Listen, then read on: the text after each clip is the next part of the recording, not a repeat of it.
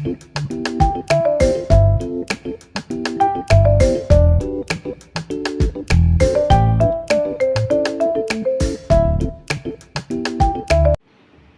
আলাইকুম।